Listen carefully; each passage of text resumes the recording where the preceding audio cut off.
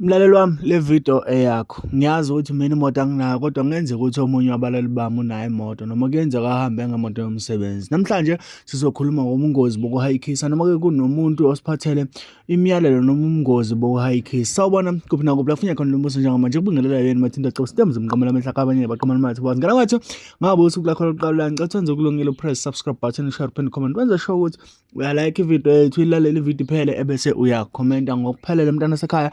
Ngikuphathele-ke insizwa la echaza ngobungozi bokuhayikisa noma ngezinto esezehlele abantu abahayikisa endleleni. Okay, if wake wahayikisa nawe sidlulele ukuthi ushare istori sethu. Uma ukuthi uyafisa ukuthi ushare istori, ungasinda lapha kwi-comment section, kodwa wenze sure ukuthi umuntu ongasegoli. If ungekho ongasegoli, sizoxhumana ngo-WhatsApp. Okay, ngane zakwethu kunensizwa la echaza ngobungozi bokuhayikisa. Emva kokuthi-ke usubukele video, ngicela ukuze uvo lakho mayelana nalolu daba oluzosharwa ile nsizwa.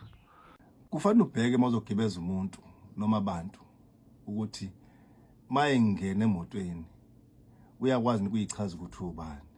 Kwenzeke esinye isihlalo ngohlala ngesiphinda esenzeka ngase-Vryheid. Omunye ubaba thizeni wagibeza enye insizwa thizeni hamba nomndeni wakhe.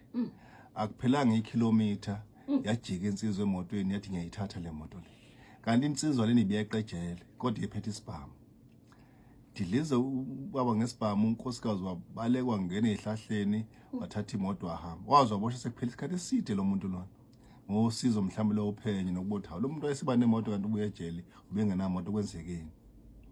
So uyayibona ke ingozi okuhamba ugibeza abantu mhlawumbe uhamba nomndeni kanti uzofaka umndeni wakhe engozini ngenxa nje ka 20 rand mhlawumbe noma ka 50 rand nje. Kanti uma bengathi ungenza amanye ezinye inhlelo zokuba no petrol ubungaphepha. Laba ke abavame ukugitshezwa abangama hitchhikers bona. Into ababeyenze futhi kwesinye isikhathi ngizokuphila futhi ngakusho ngelinye ilanga ukuthi omunye usisithizeni ngapha ngakosho umisa imoto ukhomba ukuthi ubheke eVryheid. Mayekhomba ubheke eVryheid uphethe into esangane kanti sithi ingane. Lo muntu ubona isikhwama sesikasisi nengane ayiphethe uyadabuka yamgibeza. Umela kodwa bangelithizeni. Uma ema lona ebese efika ishinga lapha ngemuva ebese ebuyele esikhwameni.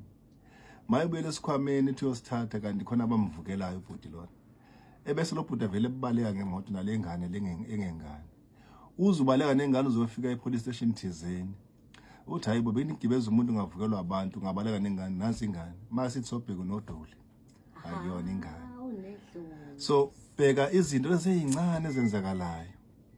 Kodwa mhlambe ke akulona akukhona ukuthi ukugibeza abantu emgwaqweni kuyicala noma kuyini. Kodwa kunobungozi obukhulu.